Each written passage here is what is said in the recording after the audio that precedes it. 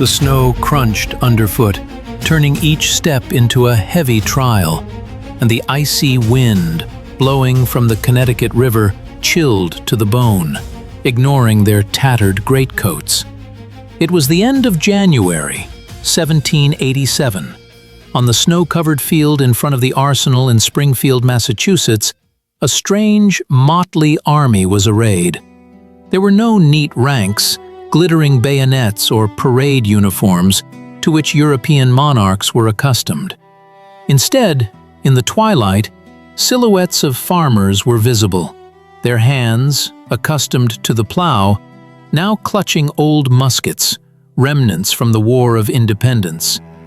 In their eyes, there was not a thirst for conquest, but the despair of cornered animals. At the head of this procession stood Daniel Shays, a man who least of all wanted to be a rebel general. A former captain of the Continental Army, a hero of the battles of Lexington and Bunker Hill, he had once shed blood for the birth of a new nation, believing in the ideals of freedom and justice. Now, standing opposite the government troops of the very republic he had helped create, Shays felt the bitter irony of fate. His men had not come here to plunder. They had come to take weapons to protect their homes from confiscation and their families from starvation. The air was electrified with tension that had accumulated over years, and now, in this frosty silence, it was ready to discharge with a thunder capable of shaking the foundations of the young state. This was a moment when history paused on the brink of an abyss, ready to plunge either into the chaos of anarchy or into tyranny. And none of those present on that field could imagine that their actions in a few months would lead to the birth of a document that would determine the fate of an entire continent for centuries to come. To understand how the heroes of the revolution became enemies of the state, one must rewind time and look at the ashes left after the victorious salutes. The War of Independence was over. British ships had left the harbors, but the euphoria of freedom quickly gave way to the harsh reality of an economic hangover.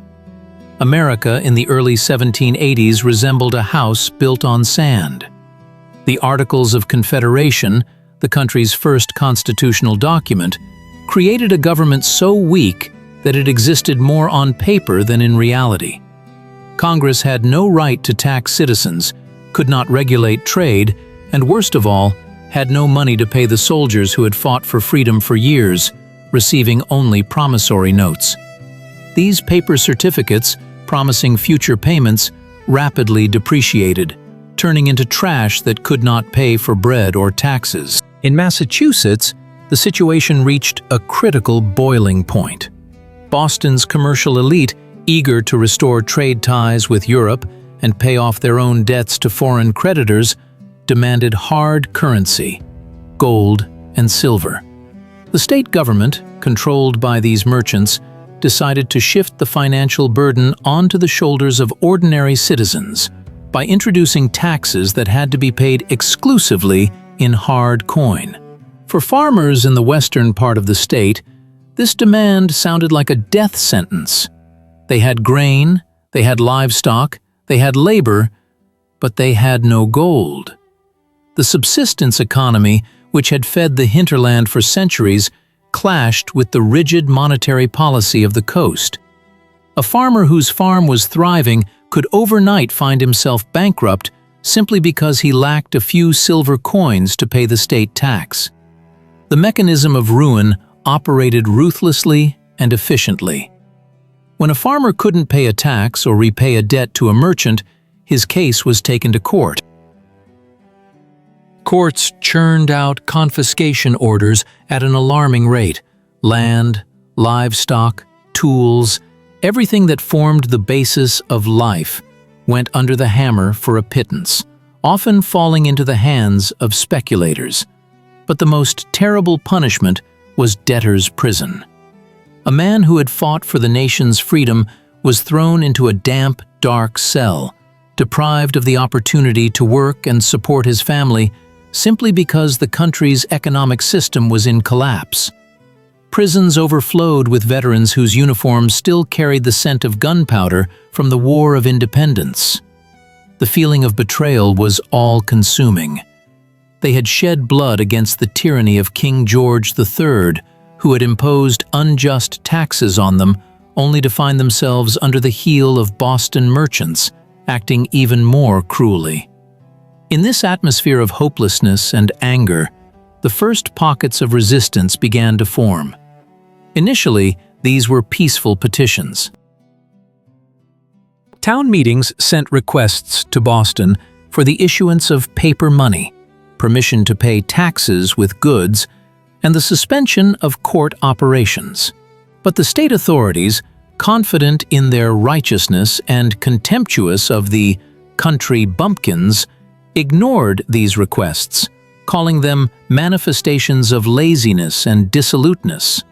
Governor James Bowdoin, a harsh and uncompromising man, took a hard line, stating that any concessions to the mob would lead to anarchy.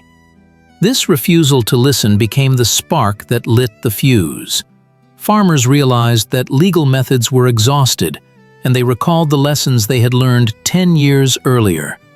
If the government violates the natural rights of citizens, citizens have the right to take up arms. Thus began a movement whose participants called themselves not rebels, but regulators.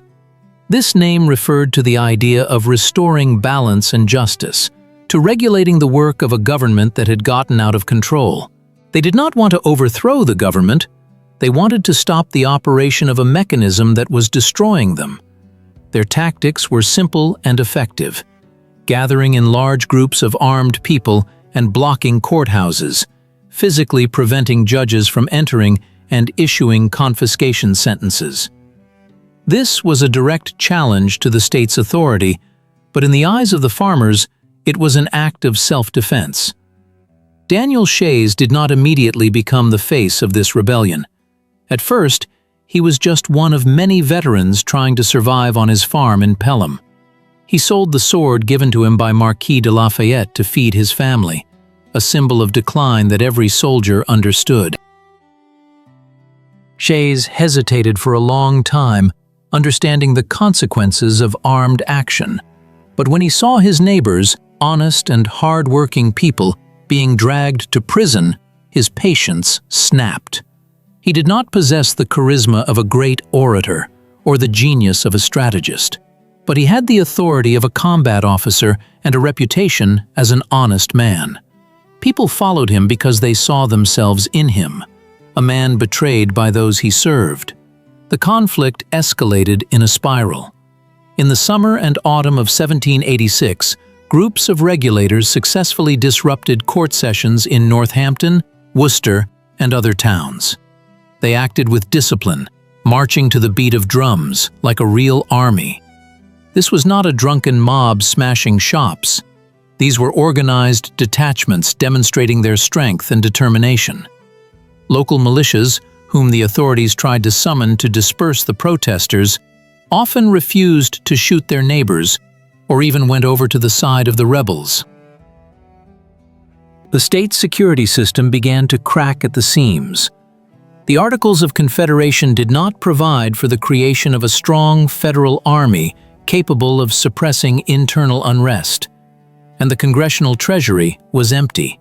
Secretary of War Henry Knox desperately wrote to George Washington that the government was powerless in the face of an armed populace. Internally, this was a tragedy of a lost generation. People who, 10 years earlier, had enthusiastically gone into battle under the banners of freedom now found themselves in a state of cognitive dissonance. They believed that a republic was the rule of the people, but in practice, they encountered an oligarchy of the wealthy. Their letters and pamphlets expressed pain. "We did not fight to replace one tyrant across the ocean with 100 tyrants in Boston." For Shays and his comrades, the rebellion was a continuation of the revolution, a defense of the very principles proclaimed in the Declaration of Independence. But for the other side, for the Founding Fathers and the political elite, what was happening looked like a nightmare come true. George Washington, then at his Mount Vernon estate, watched the news from Massachusetts with growing horror. For him, a man of order and discipline, Shays' actions were not a struggle for freedom, but a manifestation of permissiveness capable of destroying the Republic in its infancy. He read letters from his correspondents describing closed courts and armed mobs, and saw in this a confirmation of the worst fears of European skeptics. People are incapable of self-governance. Democracy inevitably degenerates into ochlocracy, the rule of the mob. Quote, "Zero," he asked in letters, the fear of social chaos, of the poor taking property from the rich, became a powerful catalyst for changes in the elite's mindset. The ideological conflict that erupted against the backdrop of the snow-covered fields of New England was deeper than just a dispute about taxes. It was a clash of two concepts of freedom. For farmers, freedom meant independence from oppression, the right to life and property, protection from unjust laws. For the elite, freedom was inextricably linked with order, law, and the sanctity of private property, including the creditor's right to collect debts. If law can be trampled by force of arms, if court decisions can be blocked by muskets, then civilization ends and barbarism begins. This philosophical impasse could not be resolved peacefully within the existing weak political system. The turning point came when Governor Bowdoin, realizing that there would be no help from the federal government, decided to take matters into his own hands. He appealed to Boston's wealthiest merchants to finance the creation of a private army. In a short time, over 4,000 pounds sterling were raised, an enormous sum for that era. With this money, an army of 4,400 men was hired under the command of General Benjamin Lincoln, another hero of the War of Independence. This was an unprecedented step. Private capital hired a state force to suppress popular unrest. Now the conflict ceased to be mere civil disobedience. It turned into a civil war. News of Lincoln's approaching army forced Shays to act. He understood that time was working against him. The rebels had a numerical advantage in some areas, but they desperately lacked gunpowder, lead, and artillery. That is why their march was aimed at the federal arsenal in Springfield, where thousands of muskets and tons of ammunition were stored. Seizing the arsenal could shift the balance of power, allowing the regulators to dictate their terms to Boston from a position of strength. The plan was audacious and risky, requiring the coordination of 3 detachments that were to strike the arsenal simultaneously from different directions. However, fate and a lack of professional communication played a cruel trick on the rebels. Shays' letter to another leader of the uprising, Luke Day, requesting support, was intercepted by government troops. Day, unprepared to act on the appointed day, remained in place, and Shays, unaware of this, led his men to attack alone. This was that very 25th of January. The snow was deep, the frost fierce. General William Shepard awaited them before the arsenal with a small but well-armed garrison, and most importantly, with loaded cannons. The climax came quickly and terribly. As Shays' column approached the arsenal, Shepard ordered warning shots over their heads. The roar of the cannons tore through the frosty air, but the farmers, confident that their former comrades would not shoot to kill their brothers, continued their advance.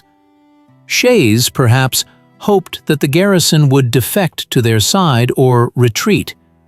This was a fatal mistake.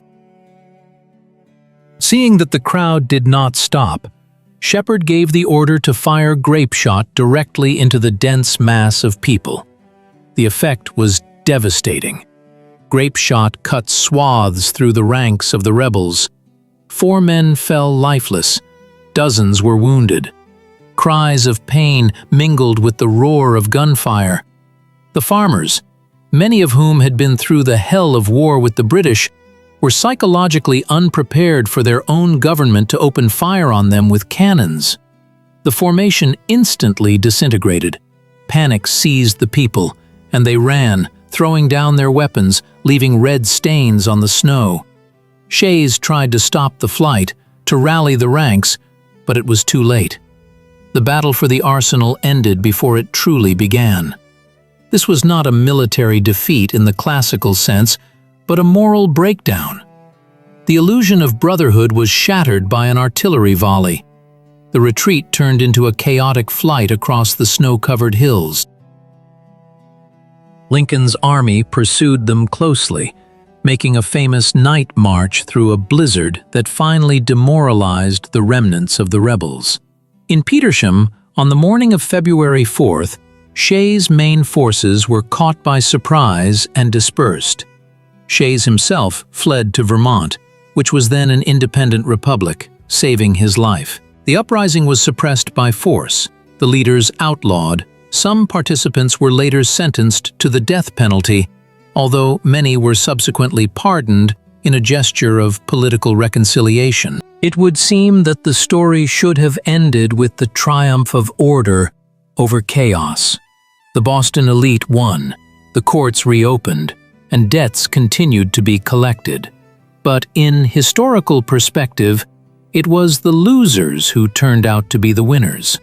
The echo of gunshots in Springfield reached Philadelphia much louder than any petitions. Shays' rebellion was the cold shower that sobered up the political elite of all states. It clearly showed that the existing system of government was unsustainable.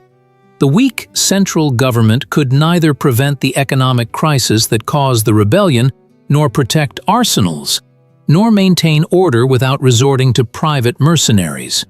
James Madison, Alexander Hamilton, and other supporters of a strong state used the specter of Shays as the main argument in their debates.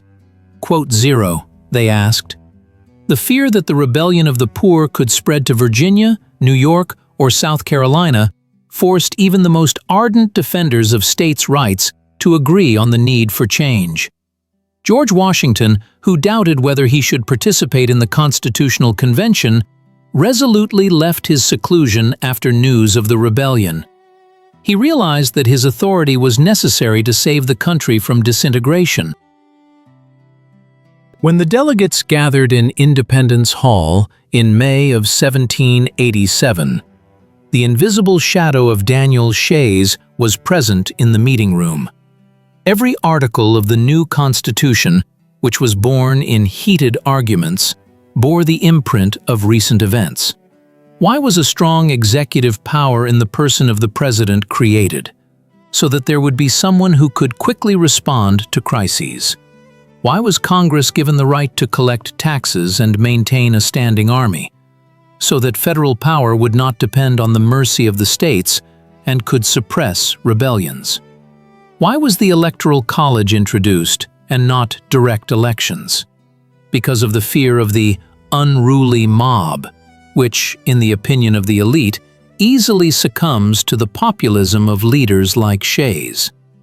Article 4, Section 4 of the U.S. Constitution, guaranteeing each state a republican form of government and protection from domestic violence, is a direct response to the winter events in Massachusetts.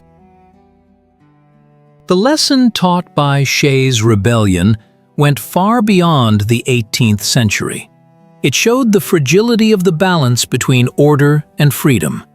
A system that ignores the pain and needs of its citizens inevitably faces resistance. But it also became clear that to protect freedom, institutions with real power and legitimacy are necessary. The paradox was that a rebellion against authority led to the creation of even more powerful authority. The farmers, who wanted less government, by their rebellion provoked the creation of a government much stronger and more centralized than the one they opposed. Daniel Shays died in obscurity and poverty in New York State in 1825. He never received a pension for his service during the Revolution. Until the end of his days, he was considered a rebel who barely escaped the gallows. But if we look at the foundation of the American state, then in it, among the granite blocks of law and right, there is a mortar mixed with the despair and courage of those common people. Their defeat on the battlefield became a catalyst for the political victory of common sense over inefficiency. Today, looking at the yellowed pages of the Constitution in the National Archives, it is hard to imagine the smell of gunpowder and the crunch of snow of that winter. But without that snow and that gunpowder, this document might never have come into existence. History teaches us that great creative processes often begin with destruction and crisis. Several thousand armed farmers, driven by hunger and a sense of injustice, could not seize the arsenal. But they, without intending to, forced the founding fathers to rewrite the rules of the game, creating a system that could survive centuries. And in this lies the main historical irony and greatness of those events. Sometimes, to build a strong house, someone needs to threaten to burn down the old shed. This reminds us that the voice of a minority, even if expressed through the barrel of a musket, cannot simply be ignored. It will either destroy the system or force it to evolve. America chose evolution, but the price of this choice was paid by the fear of the elite and the blood of farmers on the snow of Springfield. Shays lost his small war, but his actions ensured the survival of a larger world, in which future generations gained the opportunity to resolve conflicts not on battlefields, but in courtrooms and at polling stations, the very institutions that were improved thanks to his desperate rebellion. The circle closed. The veteran who took up arms against the state ultimately strengthened that state more than any loyalist.